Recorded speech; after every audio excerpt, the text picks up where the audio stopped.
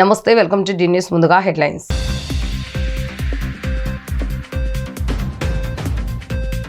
నరేంద్ర మోడీ పాలన సువర్ణ అధ్యాయమన్న BJP MLA Nallamilli Ramakrishna Reddy. Double engine సర్కార్ అధికారంలోకి వస్తే రాష్ట్ర భవిష్యత్తు బాగుంటుందని వెల్లడి.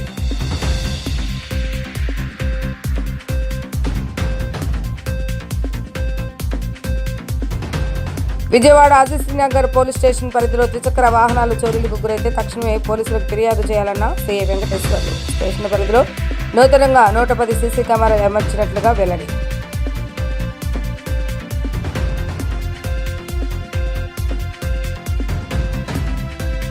రాష్ట్రంలో వ్యర్థాల నిర్వహణ వ్యవస్థను పటిష్టపరిచేలా 2 నెలల్లో సర్క్యులర్ ఎకానమీకి సంబంధించి తుది పాలసీ తీసుకురావాలని అధికారులను ఆదేశించిన ముఖ్యమంత్రి నారా చంద్రబాబు నాయుడు. ప్రధాని నరేంద్ర మోడీ పాలన సువర్ణ అధ్యాయమని బీజేపీ ఎమ్మెల్యే నల్లమిల్లి రామకృష్ణారెడ్డి తెలిపారు. డబుల్ ఇంజిన్ సర్కార్ అధికారంలోకి వస్తే రాష్ట్ర భవిష్యత్తు బాగుంటుందని, ప్రజలు మంచి విజయాన్ని అందించారని అన్నారు. ఆపరేషన్ సింధుతో రక్షణ రంగంలో ఎంతో ప్రగతి సాధించామో ప్రపంచ దేశాలకి చాటి చెప్పామని అన్నారు. మేడ్ ఇన్ ఇండియాలో భాగంగా రక్షణ రంగంలో కావాల్సిన పరికరాలని మనం సమకూర్చుకున్నామని అన్నారు. చినాబ్ నదిపై సాంకేతిక పరిజ్ఞానంతో వంతెన నిర్మాణం చేపట్టిన అంశాన్ని రామకృష్ణారెడ్డి ప్రస్తావించారు. మోడీ పాలనలో ఆర్థిక వ్యవస్థ రాబోయే రోజుల్లో 3వ స్థానానికి రానుందని అన్నారు. నారీ వ్యవస్థలో మైనార్టీ మహిళలకి సముచిత స్థానాన్ని కల్పించారని అన్నారు. పోలవరం ప్రాజెక్ట్, విశాఖ ఉక్కును కాపాడటం, రైల్వే జోన్ రాజధాని అమరావతికి కేంద్ర ప్రభుత్వం సహాయ సహకారాలు అందజేస్తుందని ఆయన వివరించారు. 11 సంవత్సరాలుగా గౌరవ ప్రధానమంత్రి గారు నరేంద్ర మోడీ గారి పరిపాలన కొనసాగుతూ ఉంది. ముఖ్యంగా పేదలకు సేవ చేయడం, అణగారిన వర్గాలకి గౌరవం ఇవ్వడం, మరోపక్క రైతుల సంక్షేమం ప్రధాన ధ్యేయంగా పనిచేయడం, అదేవిధంగా సాంస్కృతిక వారసత్వాన్ని, అభివృద్ధిని మేళవించి ముందుకు తీసుకెళ్ళడం, సాంస్కృతిక వారసత్వాన్ని అభివృద్ధి చేయడంతో పాటు ఆధునికత మేళవించి భారతదేశాన్ని ఇవాళ ప్రపంచంలో సుసంపన్నమైన దేశాల్లో ఆర్థిక రంగంలో 4వ స్థానానికి తీసుకొచ్చిన ఘనత నరేంద్ర మోడీ గారికి దక్కింది అనేది ఈ సందర్భంగా ప్రజలందరికీ మీ ద్వారా తెలియజేసుకుంటూ ఉన్నా. ముఖ్యంగా సేవా కార్యక్రమాలని కానీ సంక్షేమ కార్యక్రమాలని తీసుకుంటే వికసిత్ భారత్ లక్ష్యంగా, ఆత్మనిర్భర్ భారత్ లక్ష్యంగా ఇవాళ నరేంద్ర మోడీ గారు పనిచేయడం జరుగుతూ ఉంది. 11 సంవత్సరాల పరిపాలనా కాలంలో ముఖ్యంగా జన్ధన్ ద్వారా 55 కోట్ల మందికి బ్యాంకింగ్ సర్వీసెస్ని అందజేయడం జరిగింది. అదేవిధంగా ప్రధానమంత్రి గరీబ్ కళ్యాణ్ అన్న యోజన ద్వారా 81 కోట్ల మందికి రేషన్ అందించడం జరిగింది. జలజీవన్ మిషన్తో 15 కోట్ల మందికి కుళాయిలు అందించే పరిస్థితి చూసాం. స్వచ్ఛ భారత్లో 12 కోట్ల మందికి వ్యక్తిగత మరుగుదొడ్ల నిర్మాణం పూర్తి చేసుకోవడం జరిగింది. ఆయుష్మాన్ భారత్ ద్వారా 9 కోట్ల మందికి 1.3 లక్షల కోట్ల విలువ చేసే వైద్య సేవలు అందివ్వడం జరిగింది. ఇది సంక్షేమానికి మచ్చుతునక మాత్రమే, కొన్ని ఎగ్జాంపుల్స్ మాత్రమే. విజయవాడ ఆదిత్యనగర్ పోలీస్ స్టేషన్ పరిధిలో ద్విచక్ర వాహనాల చోరీలకు గురైతే తక్షణమే పోలీసులకు ఫిర్యాదు చేయాలని సీఐ వెంకటేశ్వర్లు తెలిపారు. స్టేషన్ పరిధిలో నూతనంగా 110 సీసీ కెమెరాలను అమర్చినట్లుగా చెప్పారు. ద్విచక్ర వాహనాలను దొంగతనం చేసిన వారి వద్ద నుంచి ఖచ్చితంగా రికవరీ చేసి బాధితులకు అందజేస్తామని సీఐ స్పష్టం చేశారు. ఏఎస్నగర్ పోలీస్ స్టేషన్ లిమిట్స్ లో ఎవరైనా బైక్ దొంగతనాలు అయ్యి బైక్ కనుక కేసులు కట్టకుండా ఉన్నా, పాత ఎప్పుడైనా ఉండి లేకపోతే పోయిన వెంటనే మాకు వచ్చి చెప్తే మాకు అన్ని సీసీ ఫుటేజ్లు ఉండే, అన్ని చోట్ల సీసీ ఫుటేజ్లు పెట్టాం. మొత్తం 110 కెమెరాలు పెట్టించాం ప్రతి ప్లేసుల్లో. ఎన్ఎస్ సీసీ ఫుటేజ్లు చూసి ఆ బండిని డిటెక్ట్ చేయడం అవుద్ది. వాళ్ళని అదుపులో తీసుకొని ఆ బండి రికవర్ చేసేసి వాళ్ళ బండి వాళ్ళకి ఇస్తాం. ఎవరైనా కంప్లైంట్ ఇవ్వాల్సి ఉంటే కంపల్సరీ పోలీస్ స్టేషన్కి ధైర్యంగా వచ్చి కంప్లైంట్ ఇవ్వచ్చు. కంప్లైంట్ ఇవ్వకుండా ఉండకుండా ప్రతి వాళ్ళు వచ్చి కంప్లైంట్ ఇవ్వచ్చు. అదేవిధంగా రాష్ట్రంలో వ్యర్థాల నిర్వహణ వ్యవస్థను పటిష్టపరిచేలా 2 నెలల్లో సర్క్యులర్ ఎకానమీకి సంబంధించి తుది పాలసీ తీసుకురావాలని అధికారులను ముఖ్యమంత్రి నారా చంద్రబాబు నాయుడు ఆదేశించారు. మొదటిగా రాష్ట్రంలోని 3 ప్రాంతాల్లో సర్క్యులర్ ఎకానమీ పార్కులను ఏడాదిలోగా ఏర్పాటు చేయాలని, అలాగే వేస్ట్ ఎనర్జీ ప్లాంట్లో ఆధునిక యంత్రాలను వినియోగాన్ని పెంచాలని సూచించారు. రాష్ట్రంలో పేరుకుపోయిన చెత్తను వెంటనే తొలగించాలని సీఎం ఆదేశించారు. 90 రోజుల్లోగా రీసైక్లింగ్ చెత్తను వేరు చేయడంపై కార్యాచరణ ప్రణాళిక ఇవ్వాలని అన్నారు. సచివాలయంలో సర్క్యులర్ ఎకానమీపై అధికారులతో ముఖ్యమంత్రి సమీక్ష నిర్వహించారు. వ్యర్థాల నుంచి సంపద సృష్టి, వనరుల పునర్వినియోగంపై ప్రధానంగా చర్చించారు. సర్క్యులర్ ఎకానమీ పార్కులు ఏర్పాటుపై material recycling association of India ప్రతిపాదనలను పరిశీలించారు. మొదటి దశలో భాగంగా విశాఖపట్నంలో 400 ఎకరాల్లో ఏర్పాటు చేయనున్న సర్క్యులర్ ఎకానమీ పార్కును అంతర్జాతీయ స్థాయిలో నిర్మించాలని, ఇందుకోసం వివిధ దేశాల్లోని పార్కులను పరిశీలించాలని ముఖ్యమంత్రి సూచించారు. సర్క్యులర్ ఎకానమీ కింద కేంద్ర ప్రభుత్వం గుర్తించిన మున్సిపల్ వాహనాలు, లిథియం బ్యాటరీలు, జిప్సం టైర్లు, రబ్బర్, ఎలక్ట్రానిక్, వ్యవసాయం, పారిశ్రామిక, ఆక్వా వ్యర్థాలు వంటి 11 రంగాలపై దృష్టి పెట్టడంతో పాటు అదనంగా గనులు, చేనేత, పశుసంవర్ధక శాఖలతో కార్యాచరణ సిద్ధం చేయాలని ముఖ్యమంత్రి నిర్దేశించారు.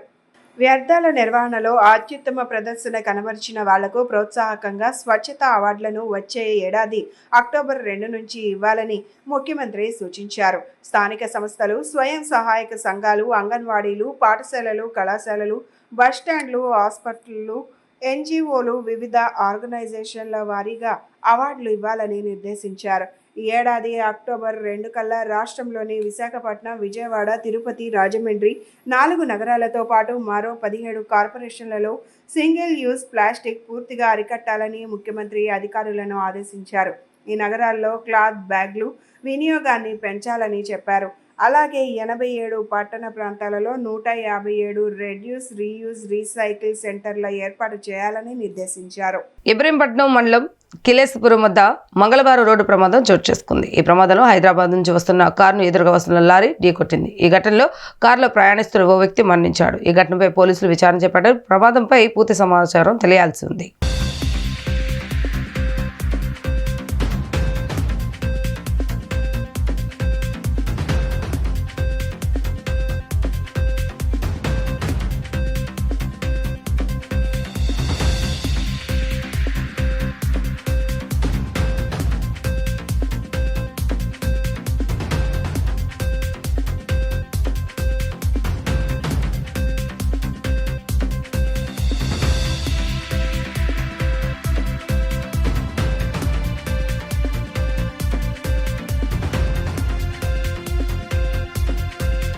సెంట్రల్ నియోజకవర్గంలో ఏడాది కాలంలో సుమారు 240 కోట్ల అభివృద్ధి పనులు చేశామని సెంట్రల్ ఎమ్మెల్యే బోండా ఉమా అన్నారు. కూటమి ప్రభుత్వం అధికారంలోకి వచ్చాక అభివృద్ధి పనులు శరవేగంగా సాగుతున్నాయని ఆయన తెలిపారు. సెంట్రల్ నియోజకవర్గంలోని 23వ డివిజన్ గవర్నర్పేట పాత బస్టాండ్ సమీపంలో ప్రకాశం రోడ్ ప్రారంభంలో 93 లక్షల వ్యయంతో నిర్మించిన బీటీ రోడ్ను ప్రారంభించారు. ప్రభుత్వ విప్ సెంట్రల్ నియోజకవర్గ శాసనసభ్యులు బోండా ఉమామేశ్వరరావు ఆవిష్కరించారు. ఈ సందర్భంగా బోండా ఉమా మాట్లాడుతూ కేవలం 1 ఏడాది వ్యవధిలోనే రాష్ట్ర వ్యాప్తంగా ఆశించిన స్థాయిలో అభివృద్ధి పనులు జరగడంతో పాటు విజయవాడ సెంట్రల్ నియోజకవర్గాన్ని మోడల్ నియోజకవర్గంగా తీర్చిదిద్దే దిశగా కృషి చేస్తున్నామని తెలిపారు. అభివృద్ధిలో భాగంగా రోడ్లు, డ్రైనేజీ లైన్స్, వాటర్ లైన్లు, వీధి దీపాలు, కమ్యూనిటీ హాల్స్, ఆరోగ్య కేంద్రాలు, పార్కుల అభివృద్ధిపై ప్రత్యేక దృష్టి సారిస్తున్నామని తెలిపారు. ఇప్పటికే నియోజకవర్గంలో 240 కోట్లకు పైగా అభివృద్ధి పనులు చేపట్టామని, వాటిలో కొన్ని పూర్తయ్యాయని, మరికొన్ని పనులకు శంకుస్థాపనలు చేసి ప్రారంభానికి సిద్ధం చేస్తున్నామని పేర్కొన్నారు. కూటమి ప్రభుత్వం వచ్చిన తరువాత ప్రతి రోడ్డు అభివృద్ధి చేస్తున్నారని TDP floor leader Nelibandla Balaswamy అన్నారు. తెలుగుదేశం ప్రభుత్వం అధికారంలోకి వచ్చినటి నుంచి గౌరవ ముఖ్యమంత్రి చంద్రబాబు నాయుడు గారు ముఖ్యమంత్రిగా, ఈ నియోజకవర్గానికి శాసనసభ్యుడిగా నేను, పార్లమెంట్ సభ్యుడిగా కేశినేని శివనాథ్ చిన్ని గారు ఎన్నికైన కాపటి నుంచి గత సంవత్సర కాలంలో నిత్యం అభివృద్ధి పనులు ప్రతిరోజు జరుగుతూ ఉన్నాయి. ఏదో ఒక డివిజన్లో రోడ్లు కానీ, డ్రైన్లు కానీ, వాటర్ ప్లాంట్లు కానీ, వాటర్ పైప్ లైన్లు కానీ, అలాగే కమ్యూనిటీ హాల్స్ కానీ శంకుస్థాపనలు, ప్రారంభోత్సవాలు నిత్యం జరుగుతూ ఉన్నాయి. ఇప్పటికీ 240 కోట్లు పైన ఈ సంవత్సర కాలంలో ఈ నియోజకవర్గంలో అభివృద్ధి కార్యక్రమాలు పూర్తి చేశాం. మళ్ళా ఇది నిత్యం కొనసాగిస్తూ ఉన్నాం. ప్రాథమిక ఆరోగ్య కేంద్రాలు కానించి, కమ్యూనిటీ హాల్స్ కానించి, రోడ్లు, సీసీ రోడ్లు, బీటీ రోడ్లు, మరి అలాగే పైప్ లైన్స్ అన్నీ కూడా, డ్రైనేజీలు అన్నీ కూడా పూర్తి చేస్తూ ఉన్నాం. మా 23వ డివిజన్లో గవర్నర్పేటలో మరి ప్రకాశం రోడ్డు 93 లక్షల రూపాయలతో మరి ఈ ప్రాంతం అంతా కూడా, ఈ ప్రకాశం రోడ్డు అంతా కూడా అస్తవ్యస్తంగా ఉండటం వల్ల గుంటలబడి ఇబ్బంది ఉందని చెప్పి స్థానిక ప్రజల యొక్క అభ్యర్థన మేరకే మరి శాసనసభ్యులు బోండా ఉమామహేశ్వరరావు గారి సహకారంతో మరి జనరల్ ఫండ్స్ నుంచి ఈ రోడ్డు వేయించడం జరిగింది. ఇక్కడ ప్రజలందరూ కూడా ఈరోజు పాదాచారులు కానీ, వాహన శోధకులు కానీ, మరి అంబులెన్సులు మరి ఇవన్నీ కూడా ఇక్కడ ప్రశాంతంగా రోడ్డు మీద తిరిగే పరిస్థితి కల్పించాం. తెలుగుదేశం ప్రభుత్వం అంటేనే ఎప్పుడైతే తెలుగుదేశం ప్రభుత్వం అధికారంలోకి వచ్చిందో మరి సెంట్రల్ నియోజకవర్గం కానీ, విజయవాడ కానీ అభివృద్ధి పదంలో పరిగెత్తించడం తెలుగుదేశం ప్రభుత్వం చేస్తుంది. మరి అభివృద్ధిలో దూసుకెళ్తున్నటువంటి మరి సెంట్రల్ నియోజకవర్గంలో ఈరోజు బోండా ఉమా గారి చేతుల మీదుగా మరి ప్రకాశం రోడ్డు ఓపెనింగ్ శిలాఫలకాన్ని ప్రారంభించి రోడ్డును ప్రారంభించుకోవడం జరిగింది. పోలవరం బనకచెర్ల ప్రాజెక్టు వల్ల ఎగువ రాష్ట్రాలకు ఎలాంటి నష్టం లేదని ఏపీ జలవనరుల శాఖ మంత్రి నిమ్మల రామానాయుడు అన్నారు. ఈ ప్రాజెక్టుపై ఆయన సచివాలయంలో పవర్ పాయింట్ ప్రజెంటేషన్ ఇచ్చారు. ఏటా గోదావరి నుంచి 3000 టీఎంసీల వృధాగా సముద్రంలోకి పోతున్నాయని ఆయన వివరించారు. ప్రపంచంలోనే ఒక నదిలో ఒకే సమయంలో 50 లక్షల క్యూసెక్ల ప్రవహించే నది గోదావరి. పోలవరం వద్ద లభ్యమయ్యే గోదావరి వర జలాలను మాత్రమే ఉపయోగించుకుంటాం. వృధాగా సముద్రంలోకి పోయే నీటిని మాత్రమే బనకచెర్లకు తరలిస్తాం. ఎక్కడ నికర జలాలను వాడట్లేదని స్పష్టంగా చెప్తున్నాం. ఎక్కువ రాష్ట్రాలకు కేటాయించిన నీటిని వాడుకునే పరిస్థితి లేదని ఆయన తెలిపారు.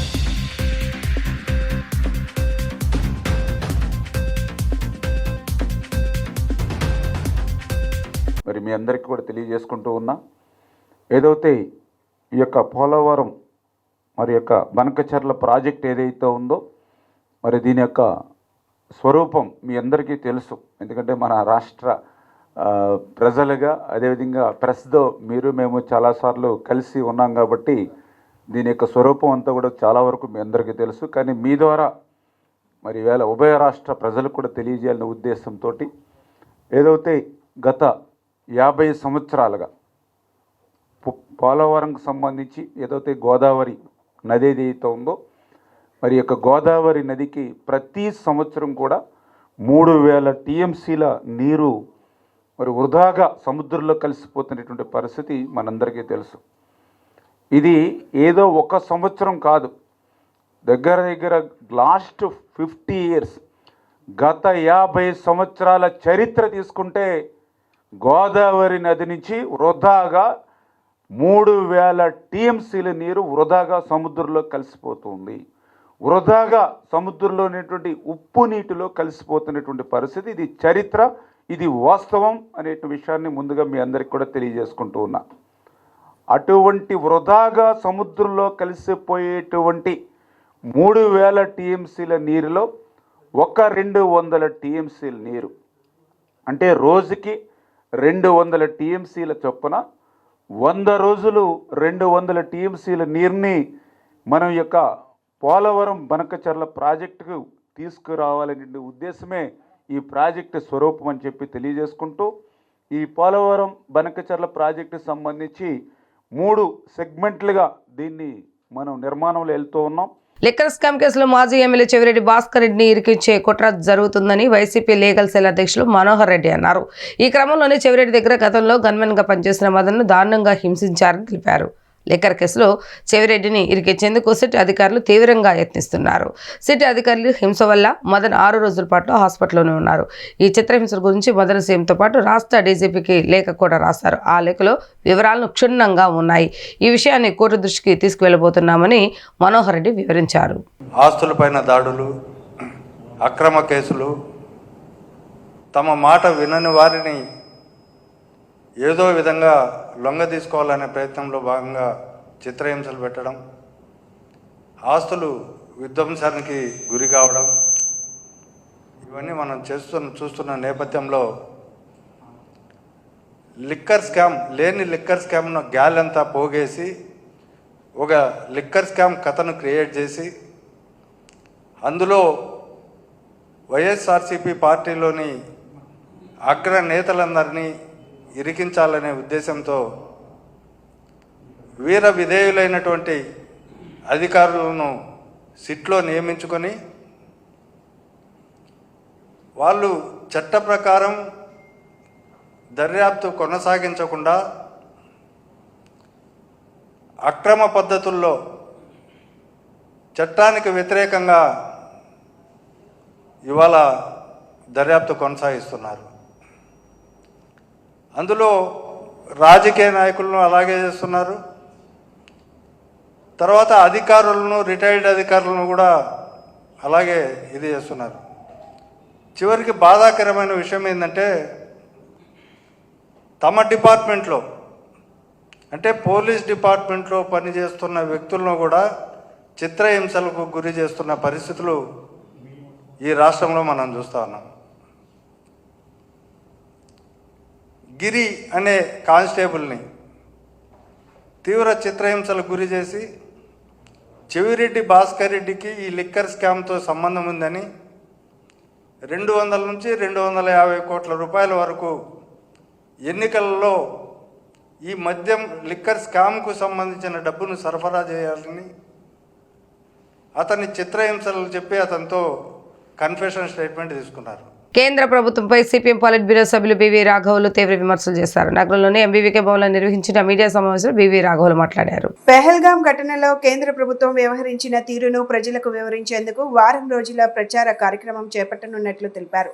ఆపరేషన్ సింధూర్ పేరుతో ఉగ్రవాద స్థావరాలపై దాడులు జరిగినట్టు కేంద్రం ప్రకటించినా ఇందులో ఉన్న అనేక అంశాలపై స్పష్టత లేదన్నారు.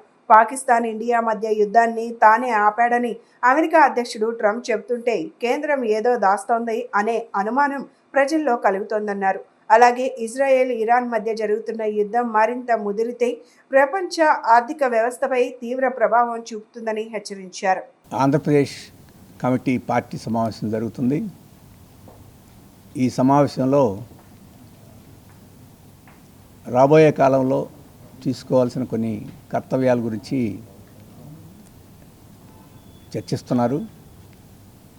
ఈ మధ్య జరిగిన కేంద్ర కమిటీ సమావేశం 2 ముఖ్యమైన అంశాలని రాష్ట్ర ప్రజలకి, మొత్తం దేశ ప్రజలకి వివరించాలని చెప్పేసి భావించింది. మొదటి అంశం, ఈ పహల్గాంలో ఉగ్రవాదులు దాడి చేసిన సందర్భంలో కేంద్ర ప్రభుత్వం వ్యవహరించిన తీరుని, వాస్తవాలని ప్రజలకు చెప్పాలి. అందుకు ఒక వారం రోజుల పాటు దేశవ్యాప్తంగా ప్రచారం చేయాలి అని చెప్పేసి కేంద్ర కమిటీ నిర్ణయించింది. ఇక్కడ రాష్ట్ర కమిటీ దానికి కార్యక్రమాన్ని రూపొందిస్తుంది. మనందరికీ తెలుసు, దుర్మార్గంగా ఉగ్రవాదులు దాడి చేసి అమాయకులైన టూరిస్టులను పట్టున పెట్టుకున్నారు.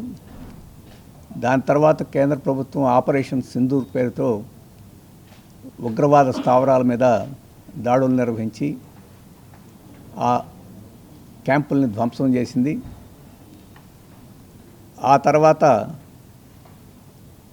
పాకిస్తాన్ ప్రతిదాడి, దాన్ని ఎదుర్కోవడానికి భారత వైమానిక దళాల దాడి జరిగింది.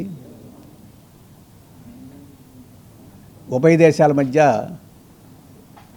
కాల్పుల విరమణ ఒప్పందం కూడా జరిగింది. ఈ సందర్భంలో అమెరికా అధ్యక్షుడు ట్రంప్ మధ్యవర్తిత్వంతో, జోక్యంతో ఈ కాల్పుల విరమణ ఒడంబడిక జరిగినట్టు మీడియాలో వచ్చింది. ప్రధాని నరేంద్ర మోడీ పాలిస్తాన్కు వ్యతిరేకంగా ఇజ్రాయెల్ను బలపరచడం దారుణమని వామపక్ష నేతలు స్పష్టం చేశారు.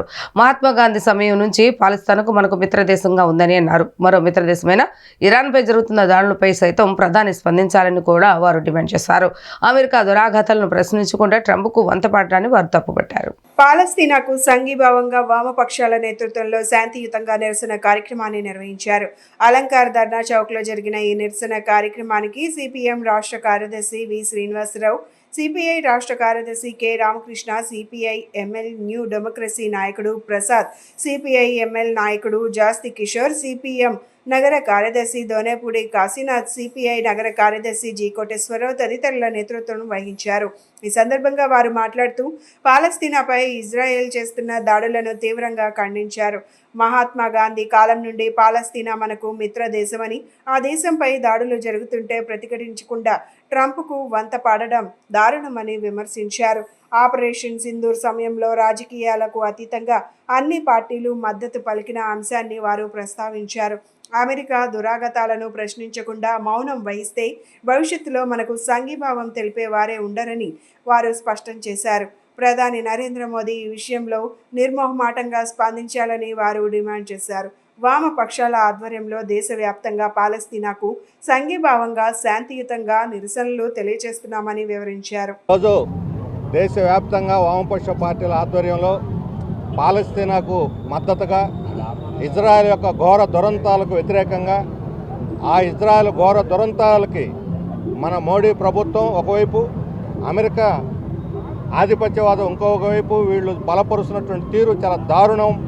ఈ మారణకాండని బలపరచడం అంటే ఇంతకన్నా మించినటువంటి రాక్షసత్వం, అమానుషత్వం ఇంకోటి లేదు. మన భారతదేశపు మంచి సాంప్రదాయాలు స్వతంత్రం వచ్చినప్పటి నుంచి పాలస్తీనాని మన ప్రభుత్వాలు, పార్టీలు అందరం బలపరుస్తున్నాం. ఇజ్రాయెల్ కనీసం ఢిల్లీలో రాయబార కార్యాలయం కూడా ఉండేది కాదు. అలాంటి పాలస్తీనా ఉద్యమానికి ఈరోజు ద్రోహం చేస్తూ ఉంది మోడీ ప్రభుత్వం. 60,000 మంది అక్కడ మారణకాండ జరుగుతుంటే పిల్లలు, అందులో 25,000 మంది పిల్లలు, మహిళలు, వాళ్ళ ఇళ్ళని ధ్వంసమైనవి. వీటన్నిటిని ఖాళీ చేస్తే మేము ఇక్కడ వ్యాపారం చేసుకుంటామని ట్రంప్ ప్రకటిస్తుంటే, ఆ ట్రంప్కు మధ్యలో వాయిస్తున్నట్టుగా భజన చేస్తున్నటువంటి ఈ మోడీ సర్కార్కి సిగ్గు లేకుండా ఈరోజు భారతదేశం యొక్క ఉత్తమ సాంప్రదాయాలన్నింటినీ కూడా నాశనం చేస్తుంది, తొంగలో తొక్కుతూ ఉంది. ఒకవైపు సంస్కృతి సాంప్రదాయాలు అంటారు, ఇంకోవైపు సనాతన ధర్మం అంటుంటారు. ఏది మన సనాతన ధర్మం? పాలస్తీనాన్ని బలపరచడమే మన సనాతన ధర్మం. అన్యాయ యుద్ధోన్మాదానికి వ్యతిరేకంగా ఉండటమే మన సనాతన ధర్మం. ఇవాళ ప్రపంచవ్యాప్తంగా ఒక ఉద్రిక్త వాతావరణం కనపడతా ఉంది. గత 4-5 రోజులుగా ఇరాన్, అదేవిధంగా ఇజ్రాయెల్ యుద్ధం ఏదైతే ఉందో ఆ యుద్ధం యొక్క ప్రభావం ప్రపంచవ్యాప్తంగా కనపడతా ఉంది. మన భారతదేశం విద్యార్థులు ఎవరైతే ఇరాన్లో చదువుకుంటా ఉన్నారో వాళ్ళందరినీ కూడా ఒక సేఫ్ ప్లేస్కి ఇక్కడ మన వెనక్కు రప్పించడానికి మన ఇండియన్ ఎంబసీ వారు ప్రయత్నాలు చేస్తూ ఉన్నారు. అదేవిధంగా ఇప్పుడు ఉదయంలో వార్త ఏమంటే అత్యంత ప్రమాదకరంగా టెలి అవీవ్లో ఎవరైతే మన విద్యార్థులు ఉన్నారో వాళ్ళనంతా కూడా సేఫ్ ప్లేస్కి పంపామని చెప్పి అక్కడున్న ఇండియన్ ఎంబసీ కూడా ప్రయత్నం చేస్తూ ఉంది. తర్వాత టెలి అవీవ్లో అమెరికా యొక్క వారి ఎంబసీ కూడా మూసుకోవాల్సిన పరిస్థితి వచ్చింది. ఇజ్రాయెల్ నియంతృత్వాన్ని మాజీ ఎమ్మెల్సీ కేఎస్ లక్ష్మణరావు ఖండించారు. యుద్ధాలు ప్రపంచవ్యాప్తంగా ప్రభావం చూపుతాయని, రాష్ట్రాలపై కూడా దాని ప్రభావం ఉంటుందని అన్నారు. యుద్ధాలపై ప్రజల అవగాహన పెంచేందుకు సెమినార్లు నిర్వహించడం అవసరమని, యువత శాంతికి పునాదిగా నిలవాలని ఆయన పిలుపునిచ్చారు. ఇజ్రాయెల్ నియంతృత్వాన్ని ఖండిస్తూ ప్రపంచంలో శాంతిని కోరుతూ ఎస్ఎఫ్ఐ రాష్ట్ర కమిటీ ఆధ్వర్యంలో యుద్ధం వద్దు అనే అంశంపై రాష్ట్ర స్థాయి సెమినార్ బాలోత్సవ్ భవన్లో నిర్వహించారు. ఈ కార్యక్రమానికి మాజీ ఎమ్మెల్సీ కేఎస్ లక్ష్మణరావు ముఖ్య అతిథిగా హాజరై విద్యార్థులను ఉద్దేశించి ప్రసంగించారు. ఈ సందర్భంగా ఆయన మాట్లాడుతూ యుద్ధాలు ప్రపంచ వ్యాప్తంగా ప్రభావం చూపుతాయని, రాష్ట్రాలపై కూడా దాని ప్రభావం ఉంటుందన్నారు. యుద్ధాల కారణంగా ధరలు పెరిగే అవకాశం ఎక్కువగా ఉంటుందని చెప్పారు. ఇజ్రాయెల్ చేపట్టిన గాజాపై దాడులను అమెరికా పౌరులు కూడా ఖండిస్తున్నారని, అమెరికా ప్రజలు నో కింగ్స్ అంటూ ఆందోళనకు దిగిన విషయాన్ని లక్ష్మణరావు గుర్తు చేశారు. డొనాల్డ్ ట్రంప్ పాలనకు కూడా ఇటువంటి ఆందోళనలు చేశాయని అభిప్రాయపడ్డారు.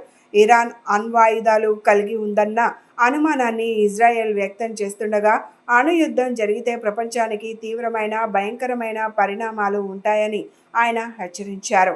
ప్రపంచవ్యాప్తంగా అణ్వస్త్ర వ్యాప్తిని నియంత్రించేందుకు IAEA ఆధ్వర్యంలో ఓ అంతర్జాతీయ ఒప్పందం ఉన్నప్పటికీ ఇరాన్ సంతకం చేసినా కూడా అణ్వాయుధాల ఉత్పత్తి కొనసాగిస్తుందన్న అనుమానాలు అమెరికా, ఇజ్రాయెల్ దేశాలలో ఉన్నాయని తెలిపారు. యుద్ధాలపై ప్రజల్లో అవగాహన పెంచేందుకు ఇటువంటి సెమినార్లు అవసరమని, యువత శాంతికి పునాదిగా నిలవాలని లక్ష్మణరావు పిలుపునిచ్చారు. Student federation of India SFI ఆధ్వర్యంలో యుద్ధం వద్దు అనే అంశం మీద సెమినార్ జరుగుతుంది. ముఖ్యంగా గత 5-6 రోజులుగా ఇజ్రాయిల్కి, ఇరాన్కి పెద్ద ఎత్తున యుద్ధం జరుగుతుంది. ఇజ్రాయిల్ ఇరాన్ మీద దాడి చేసింది, ఇరాన్ కూడా ఇజ్రాయిల్ మీద దాడి చేసింది. అలాగే గత సంవత్సరన్నర కాలంగా ఇజ్రాయిల్ గాజా అనే ప్రాంతం మీద దాడి చేస్తే సుమారు 60,000 మంది మరణించారు. ఈ 60,000 మందిలో సగం మందికి పైగా పిల్లలు, మహిళలే మరణించడం జరిగింది. ఇవాళ గాజా ప్రాంతంలో విద్యాలయాలు లేవు, మందులు లేవు, హాస్పిటల్స్ లేవు, మంచినీళ్ళు కూడా దొరకనటువంటి పరిస్థితి మనం చూస్తూ ఉన్నాం. అలాగే ఇప్పుడు రష్యాకి, ఉక్రెయిన్కి యుద్ధం ప్రారంభమై 3 ఏళ్ళు అయింది. కాబట్టి యుద్ధం అనేది ఎప్పుడూ కూడా ప్రపంచ ప్రజలకి, ఆ దేశ ప్రజలకు నష్టం కలిగించే అంశం. యుద్ధం జరిగిన తర్వాత గెలిచిన దేశం సంతోషంగా ఉండదు, ఓడిన దేశం కూడా సంతోషంగా ఉండదు. ఇద్దరు కూడా ఆర్థికంగా, సామాజికంగా నష్టపోతారు. ముఖ్యంగా అప్పుడు ఇజ్రాయెల్ ఇరాన్ యుద్ధం భారతదేశానికి కూడా నష్టం కలిగించేటటువంటి అంశం. ఇవాళ భారతదేశానికి ఆయిల్ సరఫరాలు రావాలంటే హిర్మోజ్ జలసంధి అని అందులోంచి ఆయిల్ వాడలు రావాలి మన దేశానికి. ఎస్ఎఫ్ఐ 18వ అఖిల భారత మహాసభలు ఈ జూన్ నెల 27 నుంచి 30 వరకు కేరళ రాష్ట్రం కోజికోడ్లో నిర్వహించడం జరుగుతూ ఉంది. ఈ మహాసభల సందర్భంగా దేశవ్యాప్తంగా ఈ మహాసభల యొక్క ప్రతినిధి సభలనే పాలస్తీనా సోలిడారిటీ నగర్గా ప్రకటించడం జరిగింది. ఈరోజు ప్రపంచవ్యాప్తంగా యుద్ధాలు జరుగుతున్నటువంటి నేపథ్యంలో యుద్ధాలు నిలుపుదల చేయాలని ఎస్ఎఫ్ఐ భావిస్తూ ఉన్నది. యుద్ధం ఎంత తీవ్ర ప్రాణ నష్టాన్ని చొరగొంటుందో ఈరోజు మనం పాలస్తీనాలో, గాజా, ఉక్రెయిన్, ఈరోజు ఇరాన్, అట్లాగే ఇజ్రాయెల్లో కూడా చూస్తూ ఉన్నాం. అందుకనే దేశవ్యాప్తంగా ప్రపంచవ్యాప్తంగా శాంతి నెలకొల్పాలని, యుద్ధాలు వద్దు అనేటువంటి నేపథ్యాన్ని ఎస్ఎఫ్ఐ విద్యార్థుల్లోకి విస్తృతంగా ప్రచారం చేయాలని నిర్ణయించుకోవడం జరిగింది. ఆ సందర్భంగానే ఈరోజు ఈ సెమినార్ని నిర్వహించడం జరుగుతూ ఉంది. వార్తలు ముగించే ముందు హెడ్లైన్స్ మరొకసారి.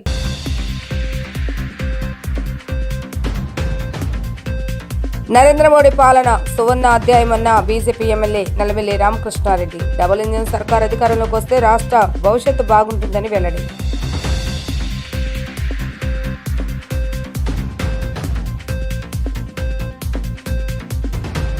విజయవాడ ఆదిత్యనగర్ పోలీస్ స్టేషన్ పరిధిలో ద్విచక్ర వాహనాలు చోరీలకు గురైతే తక్షణమే పోలీసులకు ఫిర్యాదు చేయాలన్న సీఐ వెంకటేశ్వర్లు. స్టేషన్ పరిధిలో నూతనంగా 110 సీసీ కెమెరాలు అమర్చినట్లుగా వెల్లడి.